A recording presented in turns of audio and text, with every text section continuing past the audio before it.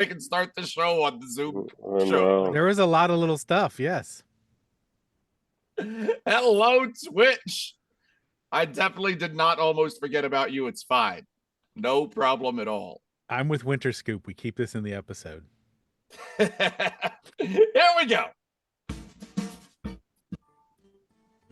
Oh, hello there. I didn't see you there, but I'm so glad you're here because I would like to thank the ice cream truck drivers. Thank you so much, ice cream truck drivers. Who are the ice cream truck drivers? Well, these are the folks that deliver that ice cream straight to your ear holes. Oh. Right now, I'd like to thank Jonathan, Jeff Harris, Jason Klepper, Jake Schneider, Jacob Dinklelager, I Want a Scoop Baby, Ice Blue Scoop, and Galactic President Scooperstar McScoops a lot. If you want to be an ice cream truck driver just like these fine folks, head over to preachingfun.com. Preachingfun.com is where you can go sign up to be an ice cream truck driver, and who knows, the life you save may be your own. Could be. Could be. Here's the show. Hey, Johnny, do you want to go to an ice cream social? Yeah, I'd love to. Great, let's go. All right. Just comedy guys doing media, no problem. Here we go. Nothing to see here. Everything's fine. Everything's fine. It's time for Matt Mattingly's Ice Cream Social. Sitting in Las Vegas, that's Matt Donnelly. Sitting in Pittsburgh, PA, and it's Paul Mattingly. Sitting in Las Vegas, it's me, Jacob the Audio Guy. We're preaching fun.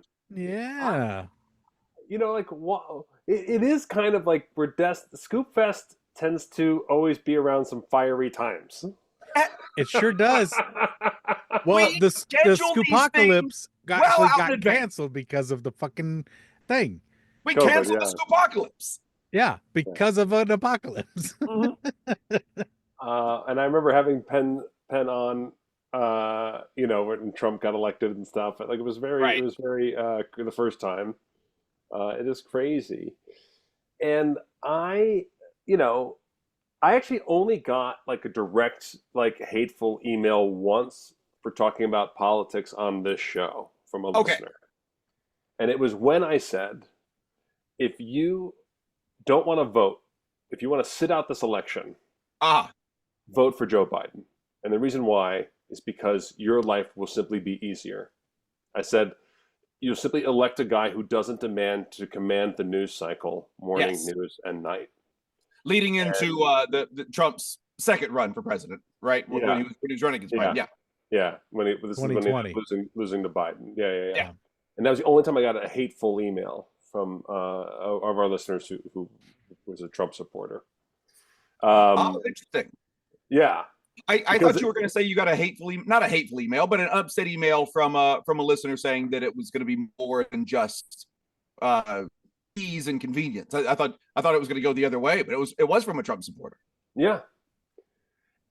And it is exhausting to have such a petty, vindictive egotist in office, and then to have a bunch of people who loaded for bear, ready to enact things.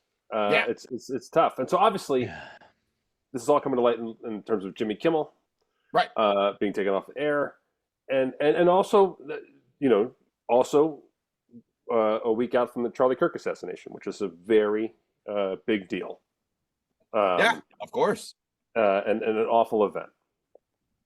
I think though, like it is nuts. Like I basically is like I don't think anyone doubts where we lean politically on this show. It doesn't seem like it. Chaotic in chat is offering to send me more hateful emails. Yeah, let's go for it. Yeah. No. And with Scoopfest on the horizon, I just want to say that we don't pride ourselves on any kind of current political stakes. That we don't.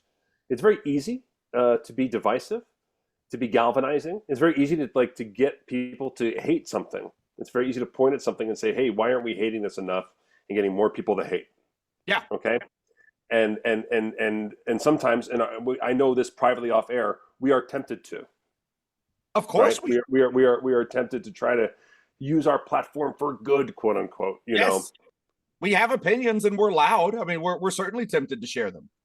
Mhm. And I just want to say that, like, all of these people joining us on Twitch, all these people joining us on the Zoom, all the people who support us on Patreon, all the people who download us to their apps and listen to us week after week are doing that without us doing that. Right. And so I want to say, like, I'm so thrilled to be going to Scoopfest, to be spending time with Scoops at this time, because Yep. it's just like these people are here for us without us doing bullshit take tactics to Right. maintain our status. I think that's exactly it right now in this current everything.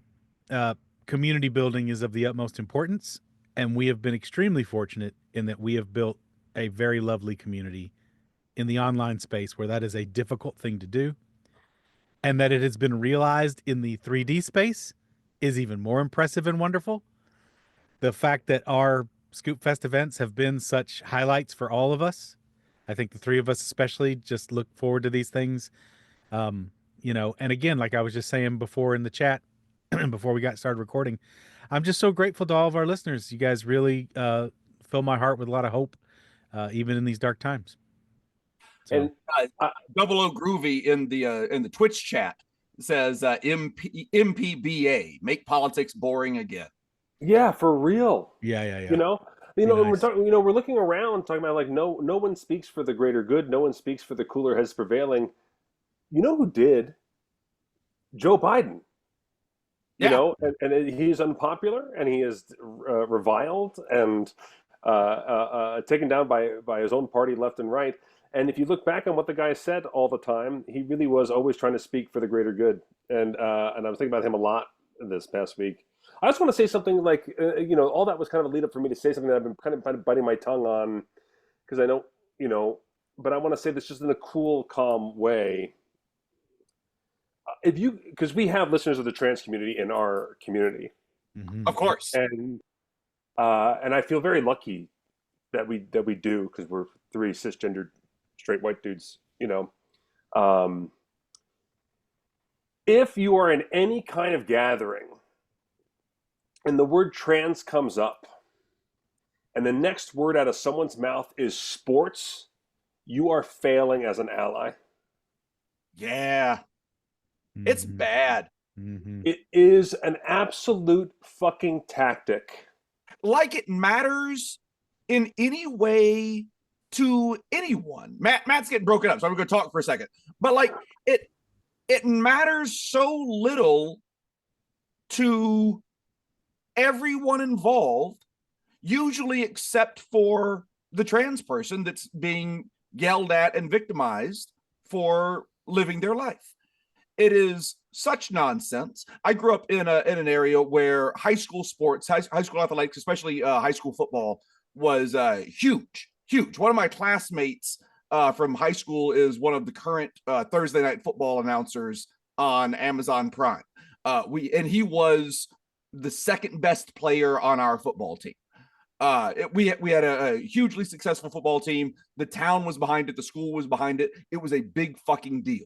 Out of all of those people that played all those sports and did all those things, you know, a couple of the top guys went on to great success in professional sports, and everyone else, all the hundreds of other people who were involved in it just when I was in school, they went on to have perfectly normal lives that have nothing to do with high school athletics in any way at all, or school athletics in any way at all. And to make that into such a big talking point, fighting point for people who are trans, just making one more thing for people to have to deal with that no one really cares about in the first place is maddening.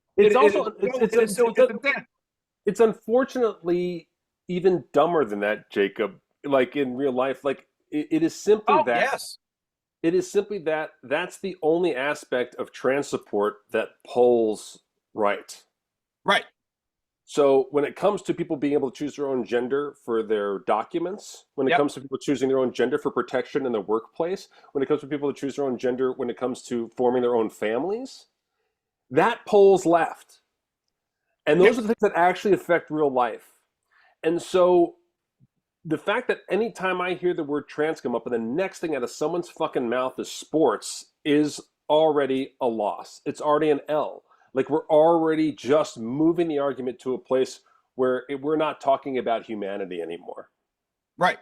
And so, like, I just want to say this full-throatedly, like just be aware of it. Like, if trans rights comes up, and the next person brings up sports, you have to get it off of sports as fast as you can. You just have to get people to stop talking about sports. You just have to do it. That's a good call. That's a good call. Yeah. Well, I think too, to your point, Matt, and for me, this all comes down to people who have not experienced the world, right? Yeah. They have isolated themselves to a degree, or at least tried to, where they don't come in contact with different people from different backgrounds and different situations, right? Right. And once you get to know people and you see people are people, that's it. Then you understand the frivolity and ludicrousness of these arguments. Look, there are people trying to categorize trans groups as terrorist organizations. Right. There was a rumor of one of the many shootings that took place this month.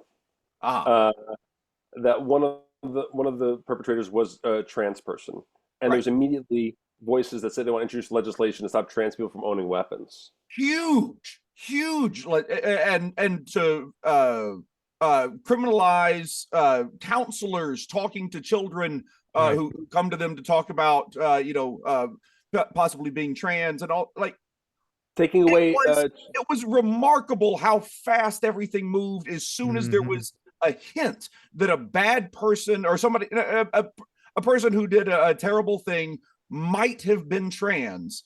It was honestly remarkable and surprising to me how fast everything moved to try to get legal ducks in a row to attack trans people instantly.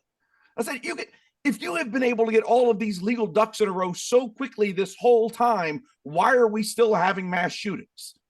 Like, if it's this easy to do the legal process, what are we doing?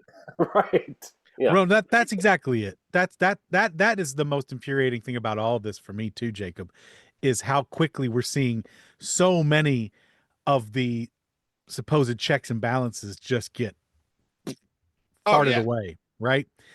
And there's plenty of people that have said it, but it's like, it's astounding how much of civility and government in this country exists on a handshake deal. Yeah. Right? Yeah. And if you can't be trusted, and if you don't have love in your heart, if you don't have love and human compassion and understanding for human beings, you're gonna propose crazy shit, and it's this fucking it's this attack on these marginalized groups constantly. And I don't know how people can't see it, but they're coming for your ass too. It's a matter of hours before you are on the wall. It is starting with the most marginalized groups out there, and it is moving bigger. That is we can all see it happening. Let's just look at it. They could come for our podcast network next, and we would lose tens upon tens of dollars. Do you understand that? Do you understand? Actually, hold on. ABC is actually on the phone. Oh no! Oh shit! ABC has canceled us. Oh my god! Guys, ABC! I didn't know we were on ABC. We've been canceled on ABC. It's so fucked up. You can no longer find this podcast on ABC. Everyone, are you kidding me? Undeniable fact. Undeniable fact. Yep. We are no longer on ABC. That means I have to give up my Disney princess status? You do. You're no longer a Disney princess, Paul. God damn it. Oh, that was the highlight of my life. At all of their apps. We are not on there anywhere. We're not. No. Bunch of bullshit. Canceled by ABC. And I already had a complicated relationship with Disney. But I should say. Complicated. In case anyone's new to the podcast, my mom died in Disney World. Okay, she was. Let's reframe it. She was a victim of cancel culture. She couldn't understand. She thought if there's a trans person playing women's basketball, she couldn't take it anymore. And she killed herself. Oh Lord! But yeah. By the way, I want to shout out a couple people. One is Justin Robert Young. I think a lot of people did a really bad job reporting on this Kimmel thing, and Justin Robert Young did a fantastic job breaking down the steps and how it went down and when things happened with the chairman of the FCC, the relationship of the affiliates to Disney, that and new that kind guy, of stuff. if you haven't seen any clips of that new guy, what a slime ball! Yikes. Character. Woo! Yeah, I mean, like that's the thing. Like, if the chairman, I don't care any administration, right? I don't care left or right. If you have the chairman of the FCC taking like football like victory laps on a media tour, it's crazy. Something bad is happening. Yeah, it's crazy. Country. Yeah, I don't care if it was. Like, you can look at his actual Twitter account. It's like, what the fuck is this guy on? Yeah. Don't worry though, because the head of the FBI is there to reel him in. Right. Checks and balances, everybody. Yeah. Matt Bellany from the Town podcast also did a really great job of just breaking down the politics of what it means to provide programming to affiliates still in this modern era and the kind of conflicts we run into. And so basically, like it's interesting. And then I'm going to shout out my man Bill Simmons, who's the most popular podcaster. He was a popular sports podcaster. He famously was a Kimmel writer for a year and a half in the early years of Kimmel. He left ESPN to write for Kimmel. I didn't realize that's like a 22-year ongoing thing. I didn't realize he'd been doing that so long. I didn't realize Kimmel was such a thing. Oh, I mean, he's been on the air for a while. Yeah, I know that now. He but tried to retire once, and they talked him out of it. I guess you're right. But he really helped talk me off the ledge from the Kimmel standpoint, not from the government taking power standpoint. Thank you for clarifying. But basically, it was like, hey, when I got fired from ESPN, everyone thought I would do, you can't make a living in sports without being attached to ESPN. And basically, he was pointing out that like these affiliates in these red states who want advertising for their local news that Kimmel comes on after it and carries, right? These people are very happy to fall in line with the FCC chair and say, let's never air him, right? Yeah. Disney's only power to fight back is say, all right, well, if you don't want Kimmel, I bet you also don't want football, and you don't want all these other things that we provide, right? And that's where the fight is going to be happening behind the scenes right now. Okay. And then if you take Kimmel off the air right now, you're going to have a bunch of people who live basically blue state city people watch things on streaming, and red state stick in the mud people watch things on TV still, and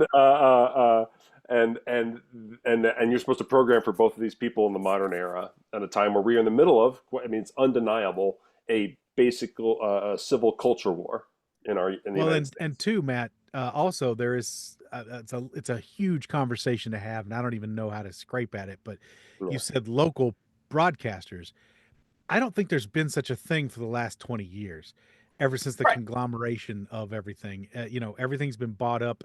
You've got maybe 4 blocks of quote unquote local broadcasters. Like you can see tons and tons of clips of local Sinclair. You're talking about Sinclair Broadcasting specifically. Exactly. That's one of them. Yeah.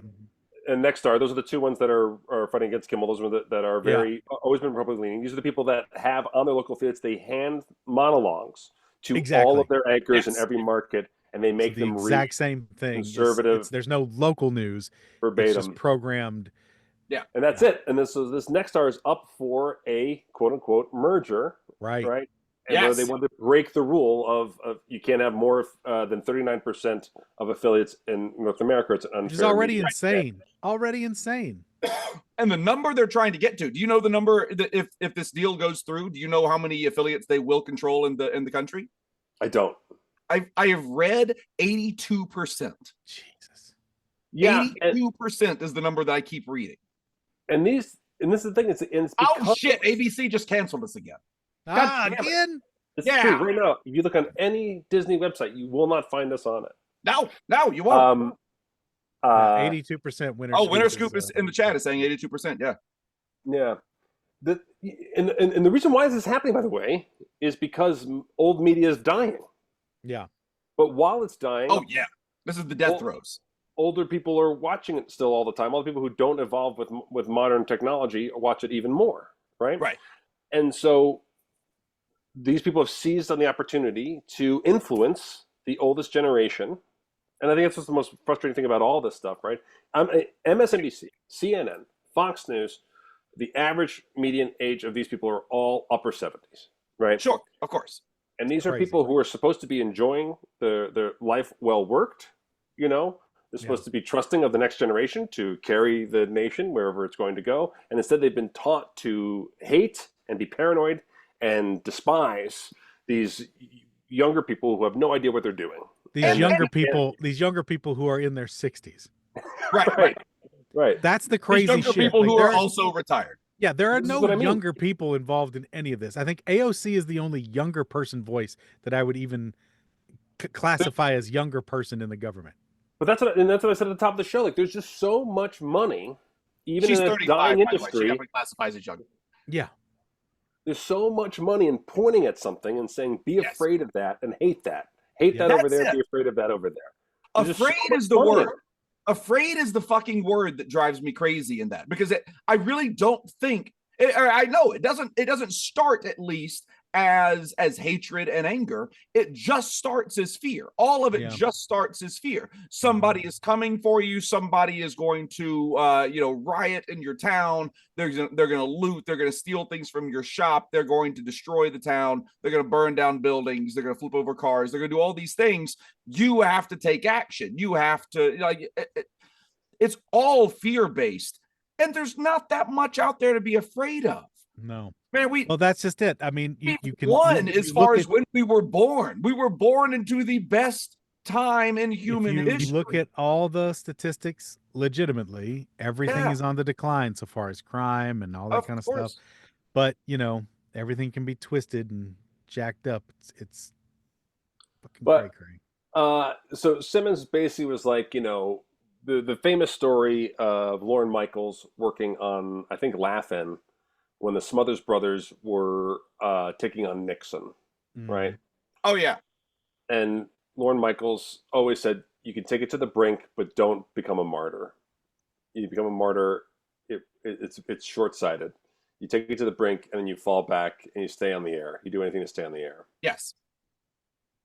And so Kimmel's in this place where obviously they're demanding he donates to Charlie Kirk's charities, on-air apologies, all this laundry list of demands that ultimately they still wouldn't be happy with if he did anyway. Right. And that's what created the suspension. And,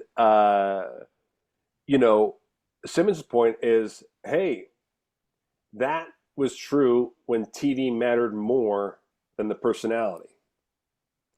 Yeah, that's true. And he pointed out Conan O'Brien. He said, look at Conan O'Brien. Conan O'Brien did everything to stay on the air, to stay relevant. And then when he finally got rid of his TBS show, he reinvented himself in his own media format and became more relevant than when he was on TBS. Mm-hmm. And he just hosted the Oscars and everything else. And we still know who Conan O'Brien is and all that stuff. And so Simmons's point, which was really like, oh shit, was like, hey, all these late night people are extremely talented and still extremely famous and can do a lot of things with themselves as a platform. While, sure, late night television is dying, but Colbert and Kimmel and all these guys will go nowhere. Yeah. No, exactly. They're staying in the public eye. They're staying out there. The only thing that I fear, Matt, and I had this exact same thought today, even regarding our little platform, is that... Again, we cannot afford to lose the $50, sometimes $65 we make off of our network every month. But the thing is, like, the trouble is, it's who controls the pipes. That's what it comes down to. Yes. Who controls the pipes. That's what someone else pointed out. Right now, YouTube is kind of the thing, but that's Google. So, like, what else has that? I mean, nothing else has that large of an appeal. And YouTube's been weird the last couple of months. So I don't fucking know, like, what platform do they go to next? where the pipes aren't already rigged? Is there something? Vinyl. You might be right, Jacob. You might be right. Just gonna be shipping vinyl. Man, Just I all mean, this. it could be mixtapes. We might be sharing mixtapes on the corner before this is all over. Physical media is exactly right. It's all coming back to Mattingly. Thirsty's right. That's why I got my stack of movies over here, and I'm thinking, I'm like, I'm so glad that I've got all this physical media. I'm so sad that I got rid of my CDs. It's true. It's crazy. Like the plot of every like second Godzilla movie is like another monster and they fight each other. Right. So yeah, YouTube is a little cuckoo. And can you imagine the FCC trying to come for YouTube and what that would have? What would happen? No. I really here's the thing. Like, if you want to talk about one of the failings, we probably won't have to imagine it for too long. Well, the thing is, one of the failings I really think that Joe Biden and Trump and who was president before that? Trump, and then Obama. Obama, yeah. None of these people, I think, really truly fathomed the amount of money and world influence that these companies truly have. No. When Facebook started, when Amazon started, when these companies started up, and even before COVID, I mean, as recently as like before COVID, I don't think anyone, including us, probably had any real grasp on the extent of the influence that was going to be part of these platforms. Yeah. Look, I mean, I'm just saying that, like, Apple invests $50 billion in a year in job training and facilitating every aspect of their company in China. And then they show up at the White House with $1 million bribe for the president, right? Right. And 50 billion to 1 million. It's not hard to figure out the scale of what's worth distracting the president with shiny things for. Yeah. So it'll be interesting. I don't think YouTube is like I don't think there's a great answer. I don't think there's a Shangri-La area for unfiltered speech, because part of what annoys us is that part of total freedom is conspiracy theorists can say whatever they want. Of course. And so part of the cesspool of where we're at is also part of the total freedom that we actually have. So it's really so complicated, and I think you just have to be. I honestly get to spend more time with faces of actual people. I think is what actually has to happen. That's honestly what I'm trying to do by having these free classes and getting into teaching again, is just to be face to face with human beings once more. It seems like that was like the hugely obvious lesson that came from COVID. Yeah. And none of us learned it. No, like it was like, hey, boy, did we all go fucking crazy when we had to be by ourselves and locked down in our houses. Boy, did we all go fucking nuts, right? And then we go, you know what the answer to that? What if you talk to a computer instead of a person? And I was like, great, let's invest billions in that. I was like, didn't we? It's like, ChatGPT is taking over therapy. Good? Like, wait, didn't we learn to talk to a human? Like, at all? So I don't know. And again, this is the most kind of high horsey we get on the show, and I don't want to get to whatever. And I'll try to find some funny story to divert from in a moment here. Real quick, it's a lot right now. Yeah, That's all I'm saying. it is a lot right now. Well, we're all going through a lot, and it is. Sorry, Paul. Go ahead. Go ahead. No, go finish. Oh no, I was just going to piggyback on what Matt said earlier. It is frustrating for us. It's frustrating for the three of us because we do have a platform and we do have lots of opinions. But it's simply not what this show is, and it's not what we've built this show to be, and it's not what the Scoops have built the show to be. Nor should it be. We still got to have some escapist entertainment, and that's what we're going to keep providing. But I do think it is important from time to time to let people know, hey, shit's weird. We love you. Hang tight. We got your back. Side of the fence we're on. And also, I really think we do have a lot of listeners who aren't in our country, and I think they don't know how our television system works with networks or doesn't. Yeah, networks and affiliates and that kind of stuff. And so I think that's what makes this Kimmel situation so galvanizing and untenable. The Kimmel thing, I was actually getting to Absinthe. It broke on the New York Times that Kimmel, all of it had happened as I was parking at Caesar's Palace. Yeah. So as I'm walking into Caesars, all I was doing was searching YouTube for the monologue, for the offending monologue from Jimmy Kimmel. And I found it and I watched it and I thought I had found the wrong thing. Yep. Because there's not even that moment of like, ooh, in the audience No, of when he course, says no. anything, like, No. because he doesn't say There's anything. no ooh. No. There's He no doesn't there. say anything critical of Charlie Kirk in that monologue. Absolutely not. The most terrifying thing about all of this, and it goes back to what we were talking about trans rights, is that the attempt here is to label any modicum of dissent, anything Yes. doesn't have to Oh, be yeah, it yeah. doesn't have to be dissent, just to label anything as wrong. Right. And then you No. can just be and they're trying to push it to where you can just be blown up. Yeah. And be like, oh yeah, that doesn't look quite right. Kaboom. Yeah. I mean, that's what we're looking at, some bills in current legislation right now that are trying to ratify, like giving certain individuals like 007 license to kill shit. It's Yeah. like pump the fucking brakes here, guys. And also you have like government officials encouraging other government officials and their constituents to, if you see someone post something negative about Charlie boy. Kirk, call their employer. Hey, Work straight up, try to get them fired from their job that doesn't have anything to do with what we're talking about. Yeah. In Nevada, in Las Vegas County, Clark County, teachers have been unassigned classrooms because of their social media posts. And we already have an extreme teacher shortage here. We have an extreme teacher shortage here, and we're kicking teachers out of classrooms because of social media posts. And that too is part of the plan, I believe, Jacob. Oh no, I think you're absolutely which right. is grotesque in and of itself too. It's like, I don't think that's a quiet plan. I don't think that's a plan that anybody is being coy about. I think they're just saying it out loud. Yeah, like, well, you know me in the conspiracy theories. I criticize you on the conspiracy theories. It's not a theory when they're saying this is what we're doing. Exactly. And things Paul, are getting. Yeah. I know you hate your man Jimmy Fallon. I know you hate him. He stepped up to the plate last night. He did. He did. He stepped up to the plate last night. But I mean, he's got to figure that his days are numbered, right? Well, but okay, so here's I'll never forgive him for that hair tossle moment. No, I know. But I mean, right now, Fallon has to figure that he's not going to be on the air for months.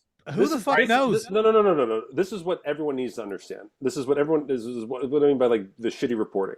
Okay, even when Colbert went on the Emmys and said, "Hey, I have 200 people in the back that could use some work if you're hiring," right? Yeah. And that joke came out. Okay, if he said that 5 years ago, the number would have been 300. Yeah. Okay. That's how much. That's the average. That was the average workforce of a show like that. Network television is dying. Yeah. Yeah. And late night shows are expensive to produce, right? And so, if you're the CEO of a company that is publicly traded, would you rather be the one CEO actually holding the bag when it finally dies, or would you like to say, "Oh, the president's an asshole. I guess we got to go along with what he says." Yeah. Yeah. And so this is what's happening. These networks are ducking out on these shows. It is convenient for them to do so. Sure. It is nice of them to say, like, "Oh, sorry, what are you going to do? Political pressure." Right. Because paying even these lawsuits, paying him $15 million is still cheaper than keeping these things going. So, but yes, as long as NBC wants to fight the fight, it'll be going along with it. But like the Colbert Report went off air because that show was going to get killed no matter what. That was behind the scenes. That was going to die. And right around that time, according to the union rules, they have to negotiate with the producers, and they basically to tell them about what their new deal is going to be. And they were basically going like, "Oh, well, if we have to tell them we're not going to renegotiate a new deal, then we basically are telling them they're going to go off air. We might as well tell them they're going to go off the air." You're talking about the new Colbert late night show, not Colbert Report. No. I'm sorry, Colbert late night show. Yeah. The most recent. But the news broke, and then people moved in to take credit as if it was because he was criticizing Trump that was happening. Right. And Paramount was still trying to get their merger approved. So they had no problem saying, "Oh, yep, the president did do that," because it's going to help them get their merger approved. But they were eliminating that show as a cost-cutting measure to get the merger finances to line up anyway. That show was going away no matter what. Yeah. So that's all weird. The stockholder thing stuff is just so weird. Basically, like these are all like these. The reason why like we feel like we're taking crazy pills is because the behemoths of media that we grew up with are dying, and so they don't have the fight to fight. They don't have that clout anymore. They don't have. There's nowhere. They don't have the standing to fight like they used to, and so this is all just political advantageism, taking advantage of something that's dying. Basically, kicking something while it's dying. They're putting these odd nepo baby figureheads in charge of these mega corporations that have no experience in running the industry and no experience in the industries that they're now helming to just oversee the death of them. And you know, and they're doing the same thing that they did to Toys R Us, just on larger. That's it. Really is. This is exactly it. Television, NBC, ABC, CBS, the big three, are Toys R Us. Yep. And they're getting sold off for parts before we know it.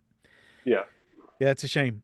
I just want to say real quick. So, all right, are we fairly done with that? I mean, for the most part, thank you, Scoops, for listening to us prattle on. But you know, I felt it was important to say. But I do have a little thing on this. So bring us to a close, and then we'll do a sponsor. We'll do a sponsor spot too. And scene. That's this is tangential. This is a different thing I wanted to talk about. Oh, okay, great. Yeah, do it. Want to do sponsor first? I thought you said sponsor. Great. Following sponsor. See, this is why we shouldn't stop making poop jokes. Our show falls apart. We're bad at not making poop jokes. It does. We don't know how to get out of it. By the way, Jeffrey was the name of the giraffe in Toys R Us. Jeffrey That's Epstein. right. Coincidence? So, probably. Today's show is brought to you by Paul's Football Corner, a new sports ball podcast. Ba ba ba da ba ba ba ba ba ba ba da ba ba ba ba ba da ba da ba da da da da da ba ba ba da ba ba ba ba. Hey there, sports fans! Paul Mattingly here with the latest and greatest from not watching a goddamn thing that NFL's doing this whole goddamn season. I've heard that some football teams have actually played some games, and I did catch through my cursory browsing of social media that one Joe Burrow, hope and heart of the Cincinnati Bengals, has broken his toe, and he won't be able to play games for another 3 months. Just one more example of the idiocy and horrible violence contained within this shit game. That's right, a player whose designation as quarterback keeps him from the most hits and hurts has actually become so injured he can't play for 3 months just from somebody landing on his foot. That sounds pretty gross to me. Now back to you, Dick. Enter Hey Scoops checkout. There's no Dick, Paul. It's just your own podcast. I am Dick. I am also Dick. Okay. I just didn't get a chance to respond. Oh, sorry. Go ahead, Dick. Thanks, Beer. Beer and Dick are the two hosts of my podcast on sports.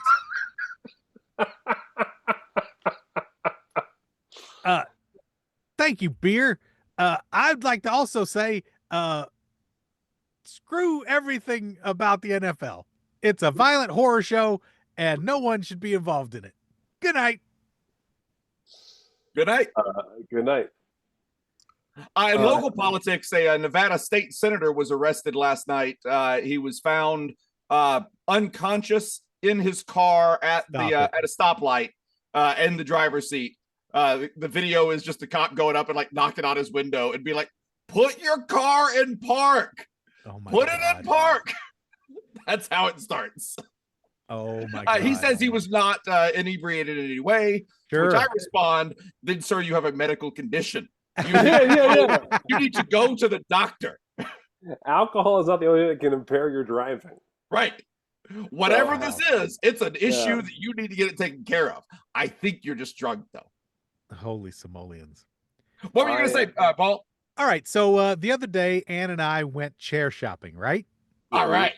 And she got her chair. It's delivered, and she loves it. This is her new reading nook chair. It is a transformative thing for her. It's wonderful. She takes naps in it now. It's got the massage and the heat, so she's really enjoying herself. It's great. So I'm so happy that the chair is a success and it's in the house. But while we were heading for the chair, we were discussing my very soon flights out to Vegas and everything. And she's like, you know, the last 2 of the last 3 times I've been to Vegas, I've come back with COVID. That's just facts. I should say 2 of the last 5 times, I guess. I think it tricks out pretty good. But she's a little concerned, and I am too, because I don't want that shit anymore. So we're like, let's try and see if we can get a COVID shot. Because I don't know how it's been for you guys, but it's not easy out here. We went and got our flu shots at our local Walmart, which is our close spot we use for our pharmacy that's got the our insurance, So we got our flu shots like 4 weeks ago, and they just didn't have the COVID shot yet, and they didn't know when they were going to get it. They were hoping like October, but that would do me no good, because I'm traveling before that.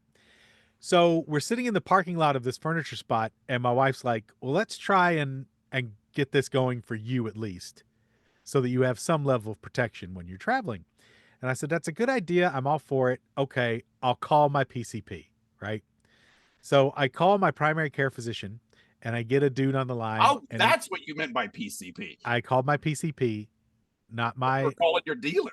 Not my METH. You with PCP? Yeah! You know me. So I called my METH, and I got a hold of my PCP instead.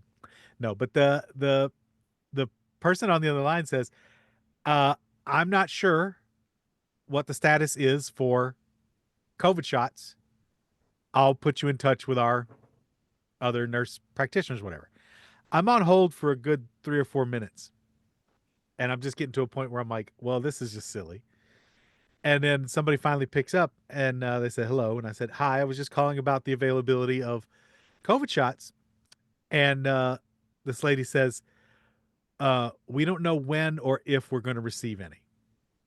And this is the medical facility right down the street from me.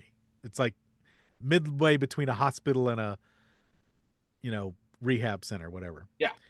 But I've gone there for a lot of stuff. I go there for my general practitioner, all that kind of thing. And your PCP. And my PCP. So I'm like, okay, yikes.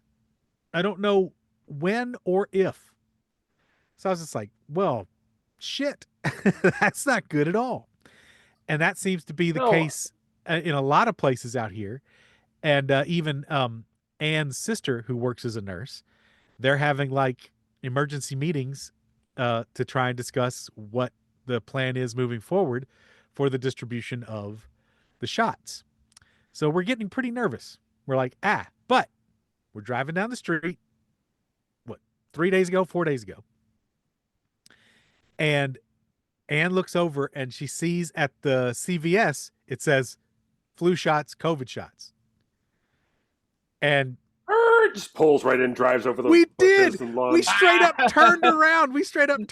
And went in. We're like, fuck it. They don't take our insurance normally, but let's give it a shot. Let's give it a shot. So we went in there and we go in and said, you guys got the COVID boosters. We'd like to get those. And they said, well, it's 65 and up, or you have to self-attest that you're in a risk thing. And I'm like, oh, I'll self-attest. Yeah, self-attest. Yeah, I self-attest. Let's go. And then another lady who was really nice, she's like, let me see your insurance cards. And so we gave her our insurance cards, and sure enough, she was able to do some finagling on there that we got these covered. And nice. we both got our COVID shots. Eat shit, RFK Jr. I mean, seriously, like it might kill that brain worm. Like, who the fuck knows when the next time is going to be available? But I'm grateful that I got that when I did. So now I can go into Scoopfest feeling a little better protected, not just for Scoopfest, just for being I'm here. in Vegas, do you have any medical grade cocaine locked up back there? For real, right? I can attest to all kinds of stuff. I'm pretty sure that's recommended now by the FDC chair. They said that's pretty good for your mental health. Is it the straight up cocaine, crack, and heroin? Yeah. It's fucking insanity times. But I thought it was kind of crazy, but I'm very grateful that Anne spotted that and we swung around and went for it and actually got it. Poor thing, she's got a reaction on her arm and, like really going through it, feeling kind of lethargic. I had almost nothing happen this time. But yeah. I think she's only had COVID once, maybe. And I've gone through it at least 2 times. And that second time I couldn't smell or taste for a little bit, so I got it pretty bad that second time. But man, oh man. But yeah, just grateful to have that done. Just crazy. But how weird that it's getting to like got a fucking pinball around to try and find what should be readily available. I don't understand.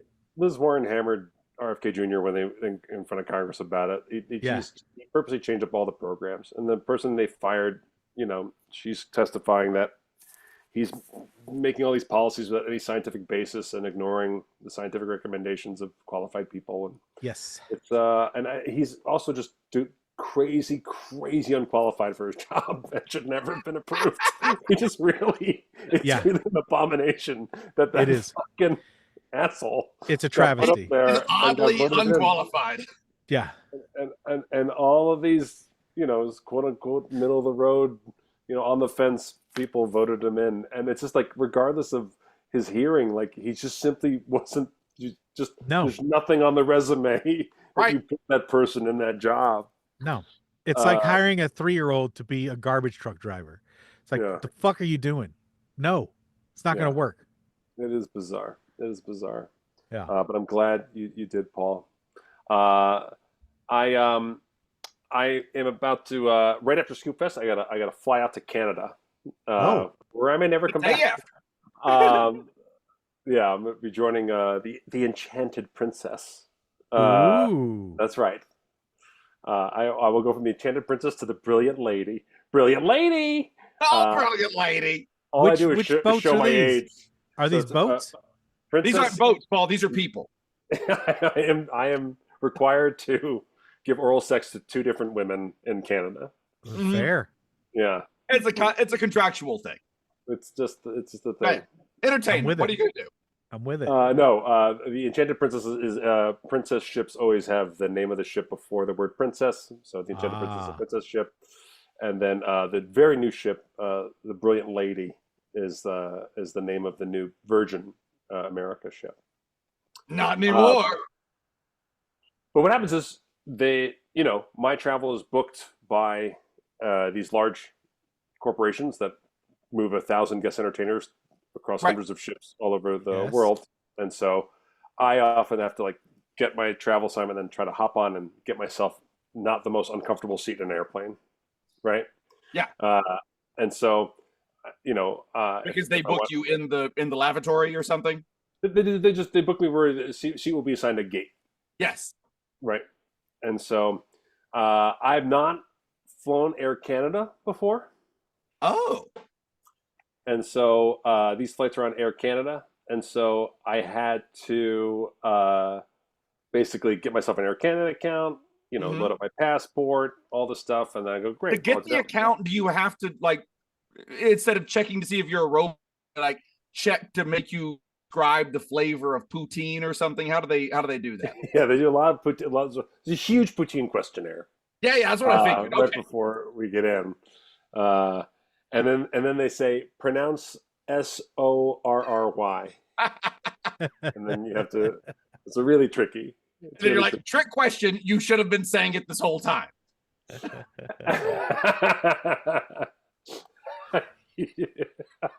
You should, if you haven't been apologizing this whole time, I'm sorry, see yourself out. Yeah. So I go to select, an aisle seat on my 2 flights. And then I go to correct it, and it says you cannot process. I'm going, oh, weird. Because metric, right? And then I look online, and it says if you bought your flight through a third-party service, you can't upgrade your seat on an Air Canada flight. You have to fly directly from Air Canada to upgrade your seats. And I go, that can't be right. And I have the app, and so I'm there at the app, and it's like, aisle seat for flight number 1, $40. Yeah. Okay. Aisle flight for flight number 2, another $20. Okay. And then I click next screen, and it says total cost $8,945. What happened?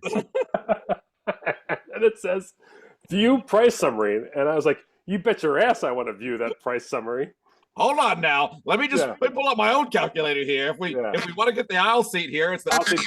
Yep. $40. Yep. Plus 20. And then it adds up to $8,945. Wow. Yep. That checks out. So I told my wife, I said, "Sorry, I'm losing money this month by going away for 3 weeks, but I really need my foot room, you know." Jeez. Not just a little bit of money either. So then I realized these ships pay Matt $35,000 a week. You know, so I'm trying on the laptop, I'm trying on my phone, I'm trying on regular websites, I'm trying on the app. You know, I'm trying to figure out what the hell's going on.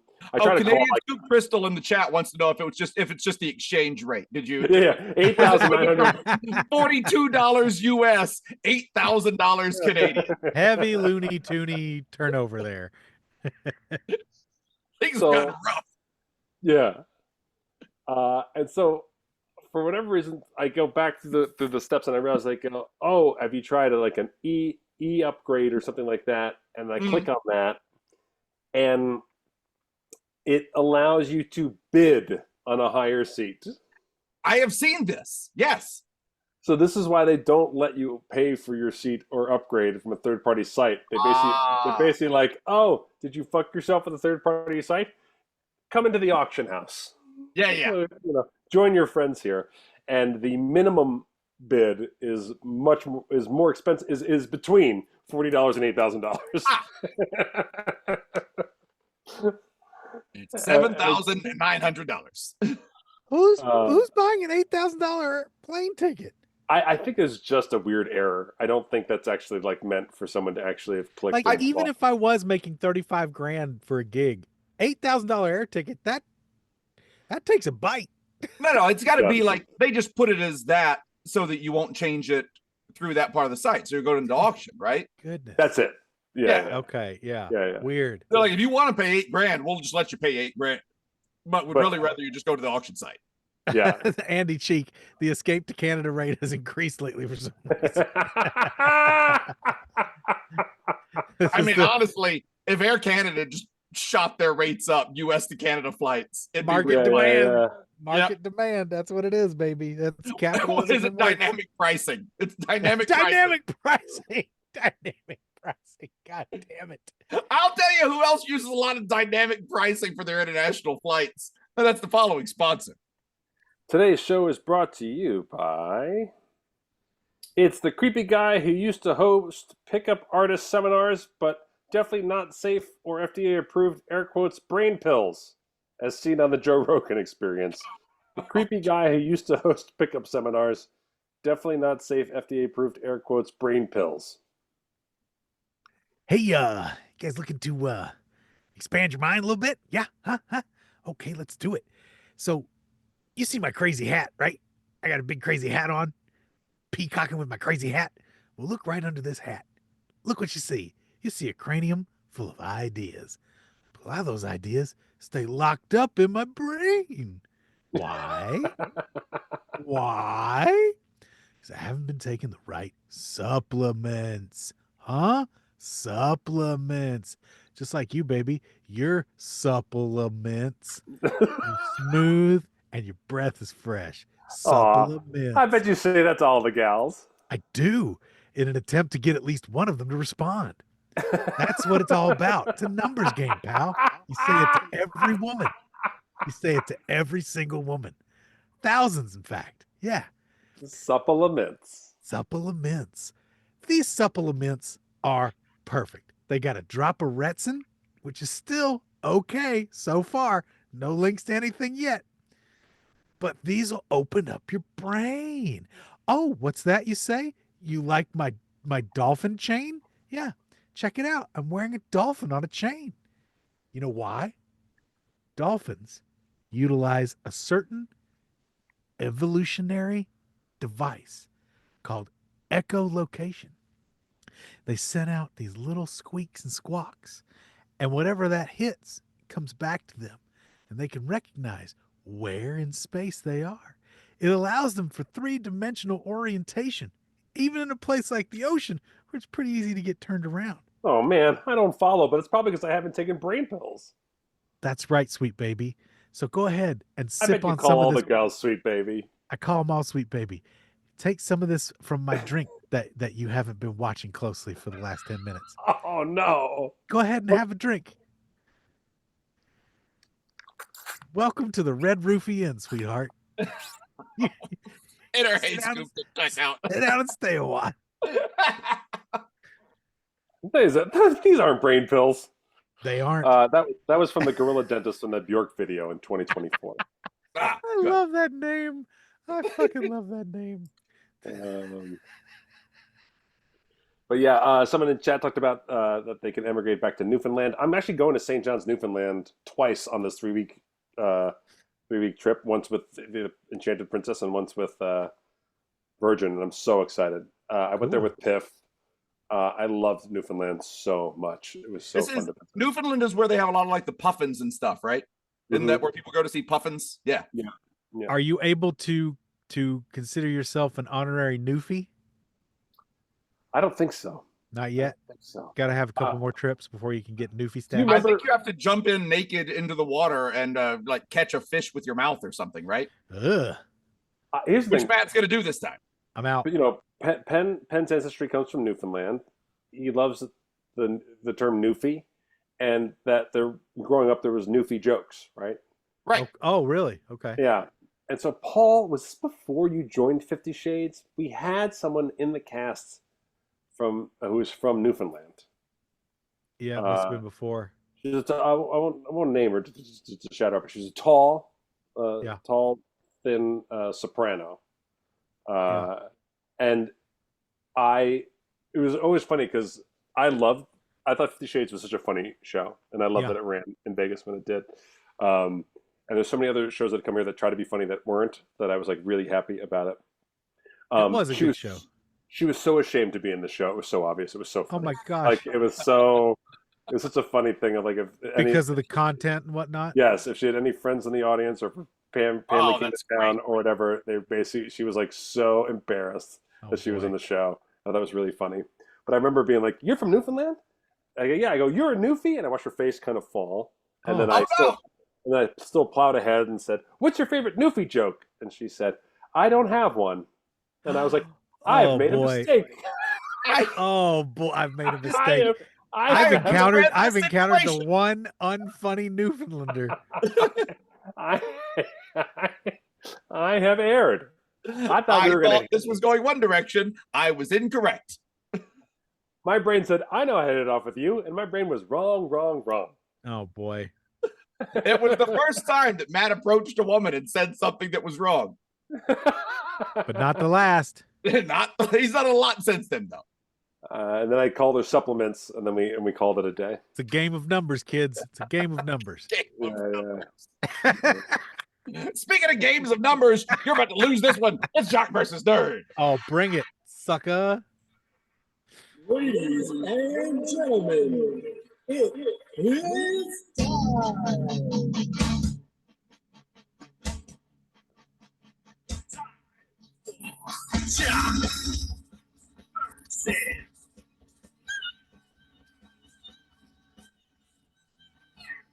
Boom. Explosion of Newfies. We got a Scoopardy coming to us today from Keister Sunday. It's all about movies. We got 80s comedies, 80s horror, 80s action, and 80s sci-fi. Paul, you're up first. Oh, man. What? I can't go wrong. I'll go 80s sci-fi for 800. I'm just going to shoot the moon, literally. Oh, look at him go. And probably the best fantasy sci-fi adaptation of all time. Dolph Lundgren and Billy Barty travel to Earth to stop Frank Langella and Meg Foster from getting something or destroying something or taking over something. Also, Courtney Cox is in it. Masters of the Universe. I even knew that one. Masters of the Universe. That's so bad. Oh, I love it. It is fun. It's a fun one. Oh man, where can I go right? Let's see here. I'll do 80s action for 200. In this violent satire, after being pumped full of more rounds than your mother, the Megacorp OCP crams what remains of Peter Weller back into a tin can and pushes him back onto the streets to fight more crime in the nightmare hellscape that is Detroit. Casablanca. Casablanca. That is You RoboCop. played it for her. You can play it for me. Creep.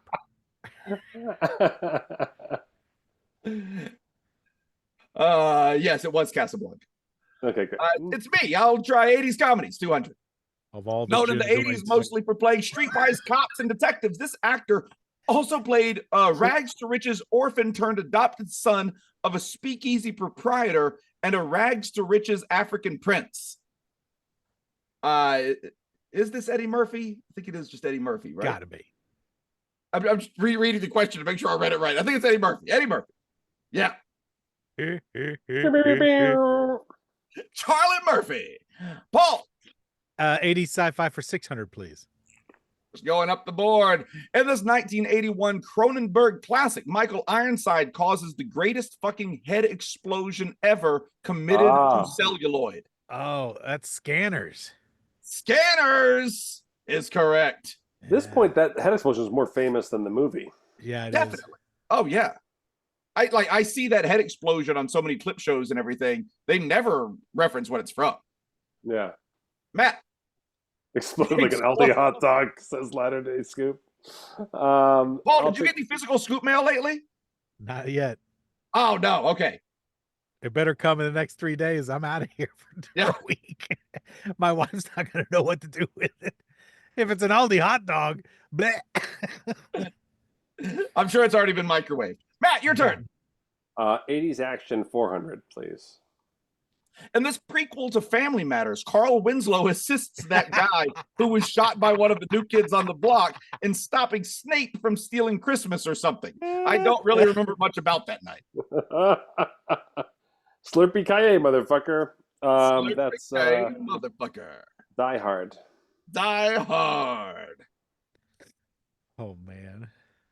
I'll try, I don't know, 80s action. We're all staying away from 80s horror. It's pretty funny. Shit, Daily Double. This prequel begin the trend of including the main character's name in the titles. It's considered culturally insensitive for its cameo portrayal of Dan Aykroyd as not being an absurd lunatic. Also, will someone please shut that woman up?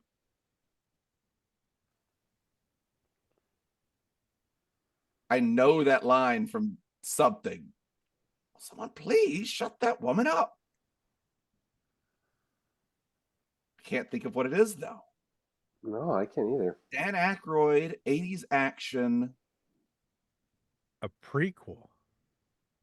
Well, they're just calling everything a prequel. They called Die Hard a prequel to Family Matters a minute ago. Oh, okay. Yeah. The main character's name is in the title.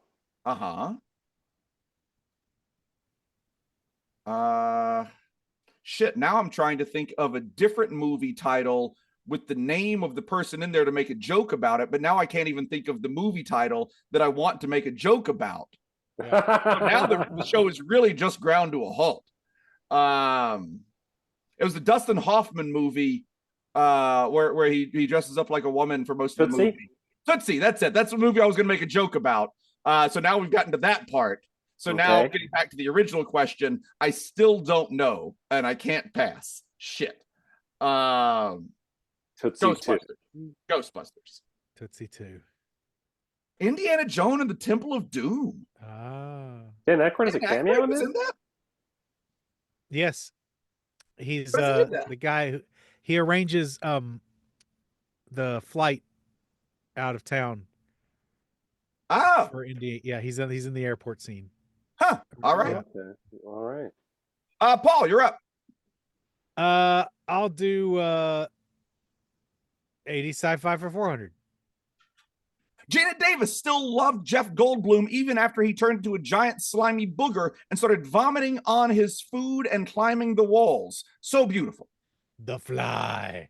The Fly is, of course, correct. Good stuff. Also, I would have accepted Earth Girls Are Easy. Oh, Earth yes. Girls Are Easy. Yeah, Matt. yeah. 80s action 800. Remember when Dirty Dancing ripped out that guy's throat? That was awesome. Roadhouse. Roadhouse, baby. Roadhouse. Roadhouse. Driving Me Swayze. Driving Me Swayze. Let's see, I'll take sci-fi from Paul. 200. It's the other Daily Double. It doesn't matter. He was just going to get it right anyway. Harrison Ford stands around a bunker while tiny forest bears dismantle an intergalactic army. Then the bears dance, and a time-traveling Hayden Christensen ghost does a creepy smile right into the camera. Does he ever? That would be the first act, I think, of Empire, right? And that's Empire Strikes Back. Empire Strikes Back. Pretty sure that's Empire Strikes Back. It's Jedi. It's Return of the Jedi. I know. Come on. Star Wars 7 or 12 or something. Yep, exactly. Yeah. Exactly where I am with the whole Nice. franchise now. Oh, that was something I was going to say right at the top of the show that just jarred it out of me. I am extremely disappointed that Lucas couldn't make the prequels more compelling because, in essence, the lesson there is a valuable one that is terribly applicable to what's going on right now. It's just wrapped up in the worst storytelling and filmmaking. It's just so bad, but it is very prescient and necessary lessons to be learned.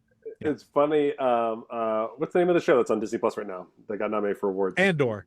Yeah, Andor. The guy who was out front protesting. See Yeah, that? protesting in front of Disney because you literally have a show on the air about this right now. Did you even watch Andor? Yeah, exactly. Yep.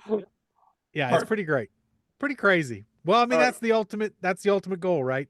Repackage your Descent and feed it to you as a product. That's All it. right. Let's go with 80s should horror do for that. 200, please. Yeah, let's do that. A mother took revenge on the staff of this camp in the 1950s and again in the 1980s for the drowning of her son. Oh, yeah, I think maybe later he might have killed some people or something too. Friday the 13th. Friday the 13th Jason is... Voorhees' mom. Oh, this camp. Oh, no. Oh, it's the camp. Oh, Camp we Crystal misread the Lake. question. I missed it. I did too. Yep. I did too. Camp Crystal Lake was the answer for those who missed That it. was Matt. right. Now's my chance to seize the lead. Oh, you're close. I will take 80s comedies for 400. You guys are growing up so fast, I hardly recognize you anymore. Name any two actors to play either of the Griswold children in any of the 80s first three vacation films. All Oh, right. geez. Anthony Michael Hall. There's one. Yeah. Boy, that's it for me. That's the one that I do too. Pass it to me. That's just all right. I'll pass. It passes to me. fuck. I'm going to say Anthony Michael Hall, and I will pass to Paul. Anthony Michael Hall, Jonathan Glowacki, what's her name from the fucking thing? Oh, That's literally the question, Paul. I know, Literally. she's Juliette Lewis. She's in, who you're thinking of. Juliette Lewis. Julia that's Louise it, that's it. Dreyfus. No, just Juliette Lewis. All right, there we go. Okay. Anthony Michael Hall, Dana Barron, Jason Lively, Dana Hill, Johnny Galecki, and Juliette Lewis. I had such a crush on Dana Barron as a kid. She did a bunch of Which one was Dana Barron? she's the Which one was she in? sister in the first one. Okay. Yeah. Let's see. It's me. I'll try 80s comedy. Who cares? I'm losing. 600. This legendary director has poked fun at numerous blockbusters, genres, and historical dictators. At 99 years young, if he's still alive at all by the time this is read, he's made 11 films over 3 decades, but only 2 in the 80s. Name him and one of those 2 films. Ooh. What's the name of that movie? Is it The Great Dictator? I think it's Charlie Chaplin and The Great Dictator. No, he's long dead. No. dude. You're down the wrong path there, bud. Yeah. Wait, is this not? Okay. This I guy's thought this still was saying- alive. Oh, sorry. I misread that. I thought this was saying he was 99 years old in No. the 80s. He's still alive right now. No. Ah, okay. In that case, Charlie Chaplin. This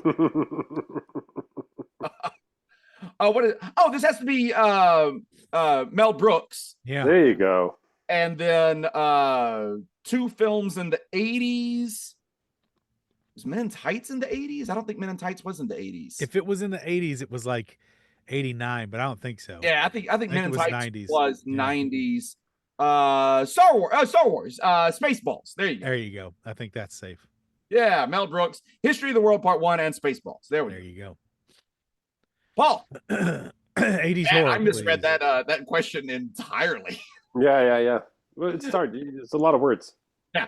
400, 80s horror. This 80s film franchise about spooky hauntings was said to be cursed after cast and crew members of each one died during or soon after making each film. Sadly, this ended with the death of the main star of the series at the young age of only 12. Oh, Oh, man. is it? I think it's Twilight Zone.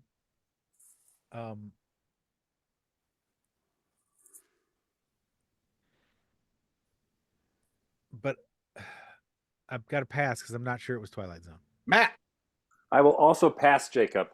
that passes to me. I think it's The Omen. No. You don't Oh, think it's The maybe. Omen? Oh, I've already guessed. I'm guessing The Omen. Oh, it's Poltergeist. Oh. Poltergeist films. Okay. Got a good, coach okay. in one of them. It was that girl, but that girl died in the Twilight Zone movie. She didn't die in the Poltergeist. movie. The little girl died from the Twilight Zone movie. That's true. Yeah. Guys, Drew Barrymore is still alive. Thank Prove goodness. it. What about Charlie Chaplin? What's your Matt. scores? 80s comedies, 800, please. Despite starring in a combined plethora of beloved comedies, often with numerous of their revered contemporaries, these 2 80s comedic actors have only shared a few minutes together in a film musical adaptation of a Richard Corman movie. Roger Corman? Oh, excuse me, Roger Corman. Wait, hold on. I'm trying to really dissect this question. Yeah. Looking at a combined plethora of beloved movies, often with numerous of their revered contemporaries, these 2 80s comedic actors only shared a few minutes together. There is a big hint in the question as well. Well, a plethora, right? Yeah. That's from the Three Amigos. Uh-huh. So there's Chevy Chase, but they shared a movie together. I'm so confused. I have the Chevy Chase, or I have the Three Amigos part. Right. Uh-huh. Sometimes movies often these 2 80s comedic actors have only shared a few minutes together in a film. I don't know. I don't understand because they were together in the Three Amigos, so I can't. It's not them, right? It's not one of the other 2 amigos, probably. right. Oh, I know who it is. Okay. I'm pretty sure. Okay. Think pass. of who else was in Three Amigos. Yeah, no, it passes to me. I think it's just Steve Martin and Martin Short. No, I don't think so. You don't think it is? No, because they're in it for the long haul. There was another SNL cameo early in that movie. Very brief. Oh, the coyote that sings. Nope. No. Gumby? Mm-mm. I pass. Paul. How much is this one for? I have no 800. idea.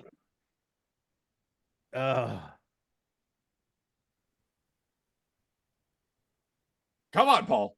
I'm going to go for it. I'm going to say, oh no, I don't know. But I think the other one is John Lovitz. But I don't know who the other one is. Boy, I think we should maybe go back and erase the A block of this episode Well, and now just I'm not sure. extend this for another half hour. And I'm have not this take sure up. who the other one was. I'm just going to reorder it, Matt. So this is first. Paul, neither did I. That's why I passed. I know, but I really don't know. Neither did Matt. All I right. thought I knew it. You talked me out of it. All right, go ahead. I don't know. You're passing after all that? Yeah. Holy shit. Steve Martin and Bill Murray in Little Shop of Horrors. Oh. Okay, Steve Martin and Bill Murray. I really want to Okay. mark that as Paul got it wrong. After all that time, I really want to mark that as Paul got I it did wrong. get it wrong. If I'd have guessed, I'd have been fucked. That's me. I'll try. Let's see. Scores are: I have 0 points. Matt has 1,400. Paul is winning with 2,000. I'll just take the $600 question. There's a $600 $800 question left. Stephen King famously hated this film adaptation of one of his books, calling it a maddening, perverse, and disappointing film. Then again, Stephen King did co-direct Maximum Overdrive with presumably a giant bag of cocaine. Oh. I think the bag of cocaine did most of the heavy lifting on Maximum Overdrive. I believe that is The Shining. I think you're right. It is The Shining. Oh, funny. He did not. Paul, closing up the category and the game. 80s horror for 800. This is for the win, baby. This is it. Brad Dourif plays a voodoo-wise serial killer inhabiting a redhead doll named Chucky, who befriends a young Chicago boy before trying to kill Jack Skellington and the mom from Seventh Heaven. What ironically named brand of doll is Chucky? He's one of the good guys. He's one of the good guys. Absolutely. Yeah. And that is the game. Paul wins on a question that Matt knew the answer to as well. He has 2,800 points. Matt has 1,400. I have 600, and that's from Keister Sunday. Jacob, before you wrap up, Jacob, can we go back to that question about Steve Martin a little more? Good guy and Steve Martin. But it wasn't about Steve Martin. It was just I don't know. It was a tough one. That was a tough question. I'll be unbelievably tough. Honestly, the toughest question we've ever gotten on the show, I think. Just Definitely. really tough. Just hard. And that's the toughest topic that we tackled on this episode. You guys, you SOBs. So tough. I want to thank. You asked for it, then thought for so long about it, and then passed. Well, you know what? You guys told me it was about. You had convinced me it was about Three Amigos. The question convinced you of that. It wasn't about Three Amigos. The clue. It referenced Three Amigos. Did it? Martin. Yeah, it says plethora.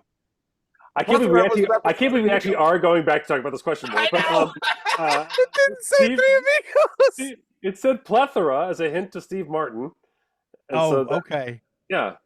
Jesus All Christ. Right. Okay. I want to thank.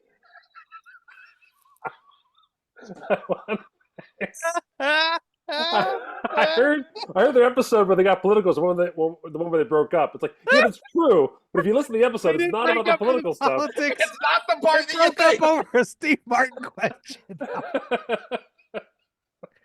Last episode, everybody. Enjoy it. Slow walk into the final ep. We're one more episode on Twitch, and then we're doing the next two in person, right? Paul, that's right. Get out here Wednesday.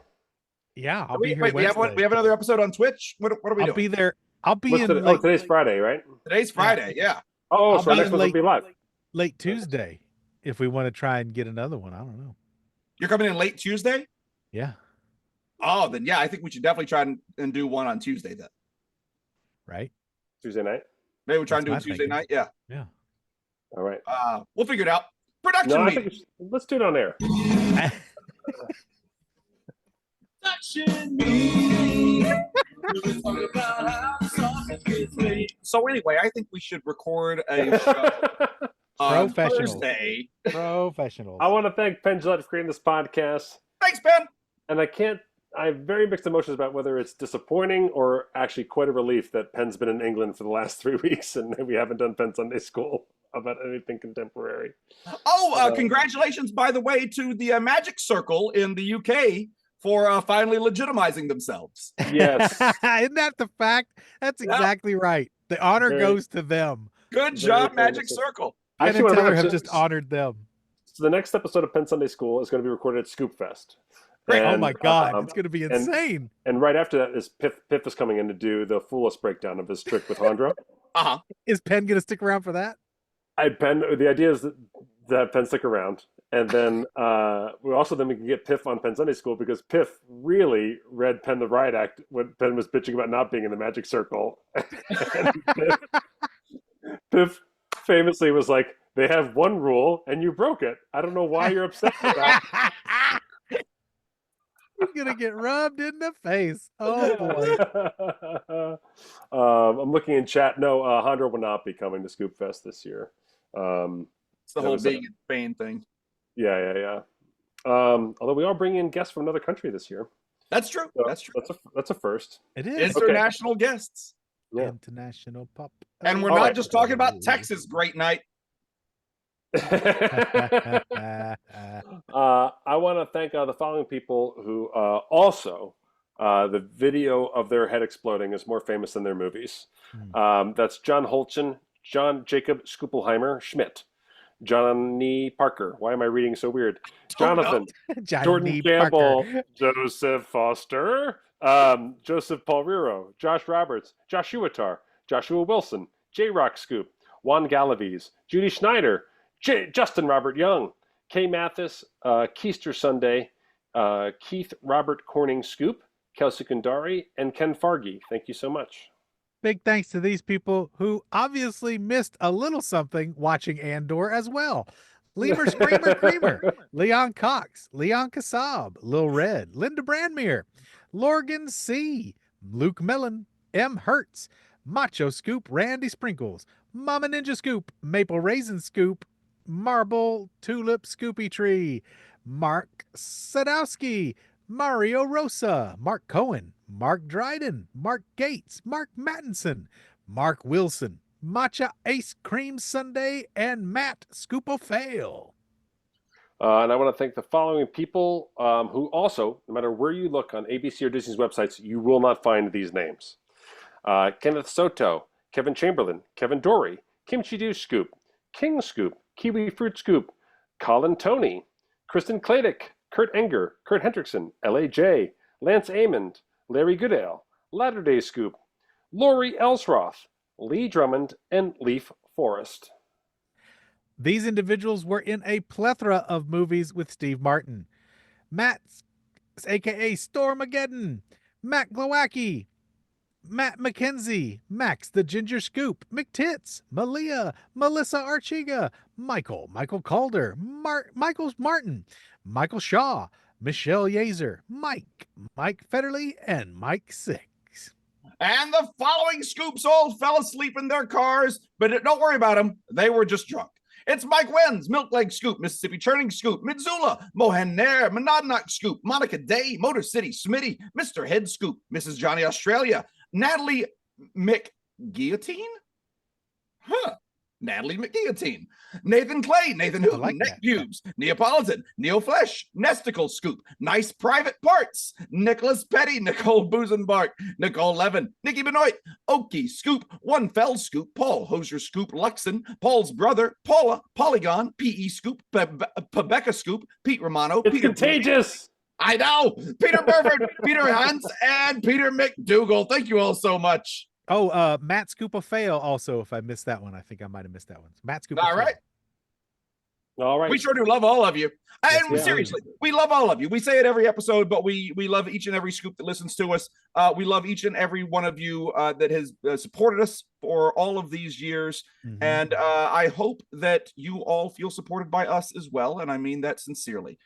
We love all of you, and your support absolutely has meant the world to us for years. A lot of people go over to, they support us financially. They go over to preachingfun.com, fartsinabag.biz. I'll play those jingles and do all that kind of stuff.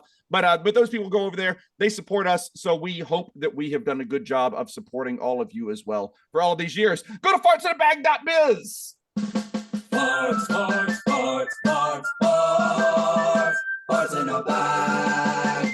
Touch beans. That's fartsinabag.biz. That along with preachingfun.com. It'll take you over to our Patreon page, where for as little as $3 a month, you can help keep this show on the air. That's right. If you couldn't get enough of this show, why not get some more of it? Oh, has someone made seeyouatthecone.com? Someone has made seeyouatthecone.com. Yes. Good job. .com. That's Galactic President Star McScoops a lot. Yeah, something like that. I'm clicking on it right now. Where does it go? It goes to the Scoopfest.com. Jacob, we got a request for store jingle. Oh, well, Jacob, all right. Breaking news. We've got a request for store jingle. No context. Just play Store it. jingle, store a big store song. We got a store. That was just a jingle that doesn't mean anything. What's funny is that it's a wonderful gem. It's one of my brother's favorite things. He loves every time we play that, and it cracks me up too. I'm authentically failing in it. I think that's why. I'm not purposely being lame. I crash and burn, and I think that's why. That's what fuels it. I think it's gold. Go check out storejingle.com. There's some fun stuff over there. A lot of people have. A lot of people have shopped up. We got our share from the site, and I was like, A lot of people boning up for Scoopfest. I think. Yeah, that's great. That's great. We appreciate it. Buying our merch. We appreciate. Well, that coexist skull is doing numbers. I'm betting. The coexist to punish your enemies skull shirt is pretty great. It's the Punisher skull that you see everywhere on like the backs of pickup trucks and on t-shirts and everything. But it's that with the I never remember the name of the flag. The full, not just the pride flag anymore, but the full. It's the trans and pride. It's the trans and pride. Yeah. It's all of the extra stuff tagged on with the pride flag and all. It's great. So it's all of that within the Punisher skull. It says coexist. It's like the old coexist stickers with all the different religious iconography on there. It's pretty good. It's pretty good. The porn themed hat did not disappear. The porn themed hat. If you just click on porn is good for you, you can select it to be printed on a hat. You could also select hats. Okay. There you go. All right. Well, thanks for listening, everybody. Stay safe out there. We love you, and we'll see you soon. At the cone. See you at the cone. See you at the cone. See you at the cone. Oh man, I can't believe it. It's actually happening next week. Oh, I know.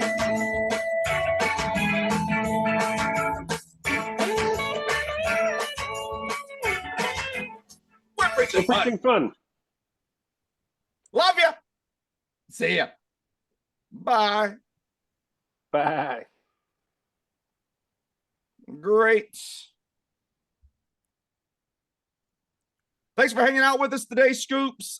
Sorry for that super long, awkward chunk of the show today where Paul tried to remember who Steve Martin was. Look,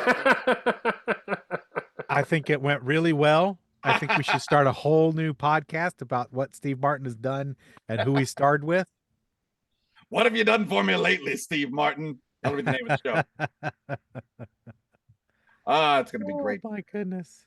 Martin Short made a quick appearance. Oh, what was that for? Amy Poehler's podcast that we've talked a lot about. Oh, really?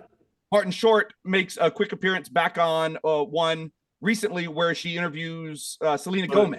Yes. And so Martin Short gets on with her ahead of time to talk good behind Selena Gomez's back before she gets on there. Oh, that's so sweet. Amy's show is so fucking good. It's such a well done show, and she is such a good host on it. She is curious about the people that she has on there. But I love it. Like she's also like at one point, Steve Martin kind of like is dipping into an awkward compliment. Where he's like, I'm just proud of you guys or whatever. And Amy Poehler blows it up. She goes, proud of us? What are you, like our fucking dad? Yeah. And like immediately rails into him for it. And he laughs like crazy. And that's my favorite. Like Amy Poehler's such a little fucking punk too. Yeah. That like, she'll still take the piss. Yeah. Yeah. She feels anything condescending at all. She just freaking snaps at it. Like famously when she was first on SNL, she said she made like a really gross joke and Jimmy Fallon was like, oh, come on, that's too much or whatever. And she like was like, oh, is that too much for you? And just like went off on him for being like, sorry. And just like doubled down and tripled down on being filthy and disgusting, like in Jimmy's face, her first year on the show. Nice. And I was like, yes, this is great. Oh shit, guys, good news. I just got the email. We are back up on ABC. Now if you go to ABC's apps now, and you can now see Matt and Madeline's eyes. Oh shit, we got canceled. Damn. It's the highs with the lows that make it so hard. Sunrise, sunset, sunrise, sunset. Do we want to shoot for Tuesday night? We're loading in at the Orleans on Wednesday Y'all. afternoon. Oh, right. So we should definitely aim for Tuesday night recording instead of Wednesday, right? Yeah. Or we could do, unless you want to do a Tuesday morning recording. Paul's not in until Tuesday night. I get in. Oh, sorry, not Tuesday morning, Wednesday morning. We I could get do in a on Wednesday morning Tuesday recording. at 4 o'clock in the PM. Yeah. I would say either do Tuesday evening at my house or Wednesday morning at my house before we start the load in. Yes. As right now, I got to pick up my boys from soccer practices on Tuesday. So we could do later, and I'd have to probably just get a sitter, but I could arrange that. Okay. I think it's a smart idea. Great. So, like, if something basically like 8 o'clock on. Great. On Tuesday? Does that work for you guys? Yeah, it's fine with me. Yeah. I'm just going to be at Jacob's apartment. After my shows at Absinthe on Saturday, I am all Scoopfest until Scoopfest is done. So fantastic. Oh, great. Yeah, I'm still a dad during that time, so I can't take that off. Not with that attitude. Well, someone argue that I have. Are they? Is this? Those people would be your children. Well, are we at a place now where the boys might want to even come for some of Scoopfest? They Keeler's asking about coming for sure, and I wasn't sure because we always have burlesque artists at the. Yeah, there's some racy stuff here and there, but I mean, but maybe I was going to say maybe the Thursday evening one. I think the Thursday evening might be worth taking the boys to, and actually, if so, well, I guess this is exclusive to people on this chat. Maybe have Keeler even do the trick that he did in Mesa, California. Might be fun. Oh yeah, that'd be great. That'd be fun. Yeah. And of course, they can come to the. They're certainly welcome to come to the barbecue too. Of course. Yes. Yeah. Both those might be fun. So yeah, we'll work that out. All right, everybody, we're off Zoom for the next week, but you'll hear from us from Scoopfest. We'll have the shows from Scoopfest going out. We usually publish the quizzes as well. We usually record and publish the quizzes as well, so we'll probably do that, although no promises on the quizzes. Yeah, right. Anything else we need to say before we're off Zoom for a week? I'm gonna miss Zoom so much. I don't know. Yeah, it's fine. I do really appreciate seeing everybody. It's really nice. I think we need to keep this up. This format is really wonderful. It is actually really nice to see people laugh and stuff when you're doing it. Yeah, and having the chat go. Yeah, and honestly, certainly helps me as far as the commercials go, because there are plenty of times when you two aren't necessarily vibing when I'm throwing down. Wow. So when these wow. Hey, no. Paul. In fairness to Matt and I, that's only because we don't find it funny. And fair, totally fair, and might be 90% of the audience too. But you see a couple of grins. Faces. You see a couple of grins. Going. I'm in there, baby. I'm back. You motherfuckers are encouraging him. This is your fault. No, and honestly, like the Scoops talking right before we went on air, like I was like, sometimes I'm feeling a little heavy from political stuff, and I think, oh, maybe I'm just being a paranoid dickhead or I'm on my phone too much, right? No, yeah, no, you know what I mean. But like that's that's what Anne's been telling me for the last week. She's like, you need to get off the apps for a minute, and I'm like, okay. I mean, that's true. It can both be true. It's true. Both can be true. My brother and sister-in-law quit Facebook over stuff, and it's probably the good choice right now. It's not a bad idea. Yeah. But I was inspired to talk, about the trans thing's been bothering me for a really long time, and hearing other people talk about it, I was like, oh yeah, I should say it on the show, and not feel guilty about it. Well, and I think we're all affected. We all have. I mean, I have family members. I think you have close friends and family. We all have friends and family. Yeah, right. I have friends. What are you saying? You know exactly what I'm fucking saying. Matt, I just said we all have friends. I think I've got real friends. Bullshit. It's not just faces I've taped to things I can punch. I will say one really sweet thing. What in the middle of Anne telling me, "Hey, pull it back on the old social media shit." She said to me, "I'm so grateful that you have good friends in Matt and Jacob, because a lot of guys don't have good male friendships in their lives that they can talk to, and that shows, and that's an important thing. And she's like, I'm really glad to see you still have strong male friendships in your life that have gone for many, many years. And yeah, that's going to make this next conversation even more awkward. I know. This is all part of the whole ABC reshuffle. Bye, guys. No, I mean, it turns out ABC just canceled Paul. Motherfucker. My brother who got off of Facebook, like he's one of the people that lost his job because of Doge cutting all his agencies and stuff. Jesus. And I said to him on our family call, I was like, hey, more now than ever, you're susceptible to being totally wrapped up in online bullshit because you're looking for a job, and this is going to give you a sense of purpose. Yeah, like you have to like not get roped into it. But that's really is it. Like it is so easy to feel like you're doing something important by raging at the internet. And I think that's part of what's I don't think I've replied to anything controversial in forever. I will heart stuff occasionally, and I will, and like my feed is crazy because it'll be like end of Earth, planet on fire, point zero of finalization of all human existence, Transformers fan art. That's kind of what my feed is. And so it's really odd. I've got so much toy content interspersed with the collapse of Western civilization. It's really weird, but I think it saves my brain in a lot of ways too. Yeah, and I'll save this for the next, time we talk normally, to talk passionately in the next 100 episodes from now. I'll bring this up. Right. But I do think one of the craziest things that's happened because of social media is actually what you're saying, Paul, is it's removed optimism on both sides. Sure. And so I think like part of what's happening is like what I call like hell in a handbasket mentality. So like part of the reasons why we're seeing so much fiery stuff is because no one's preaching for future generations. It's just as like go for self right now. Yeah. However you're feeling, and because we're going to hell, it's because it's all falling apart. Right. And so I think that's a casualty of social media and the internet as well. Yeah. We gotta literally and figuratively plant some more trees under which we shall not see the shade. I weirdly think that a lot of what's happening right now is just kind of a mirror of what is happening to the boomer generation. As the boomer generation is dying off. Fascinating. It is terrifying. And we're moving through all of this. And I think that it is kind of like the root of all of this fear is just this giant block of people dying off. And I will add on to that, Jacob.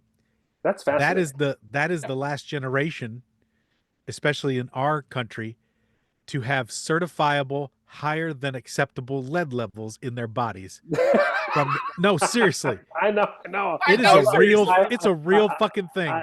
I laugh. It's a real fucking thing. I really can't believe the lead thing, but I think I know. Oh, it's legit. It's a real thing. I'm doing some work with Dr. Mike, and he's got me this whole chapter on lead poisoning. And it coincides. There's a whole book that Anne read that coincides with the lead and serial killer. We're gonna have Dr. Mike on when his book comes out. Oh, fantastic! Fascinating. Yeah, I can't wait. Yes. I've read many times that that's the origin. We have talked about this on the show before, but that's the origin of the myths about absinthe. Not the myths, but the stories about absinthe causing making people crazy. It's because the hallucinogenic, like the wormwood has hallucinogenic properties in it. Sure, but those go away when it's basically boiled, which is happening in the making fermentation. But they would use lead pipes in the stills. And so the hallucinations were mild lead poisoning. Yep. Motherfucker. Yeah. Isn't it? I go back to drinking all the absinthe I want. Yeah, go ahead. No green fairies. Oh, never mind. Matt, you can now go back to drinking the amount of absinthe that you want to be drinking. Just lead fairies. Paul, how many people are still with us? We still got 28, so almost everybody stayed around. Oh, that's hilarious. And we're still on Twitch too. And we're still on Twitch, so I mean, this is all going out to everybody. This is. Oh well, then I don't want to say. No, we're going to talk about the bucket show. I have a bucket show logistic to talk you through. Okay, well, let's get off Twitch, and we can talk bucket show on here. Okay. Bye, Twitch. We love you. Bye, everybody. Wait, everything we just said was on Twitch.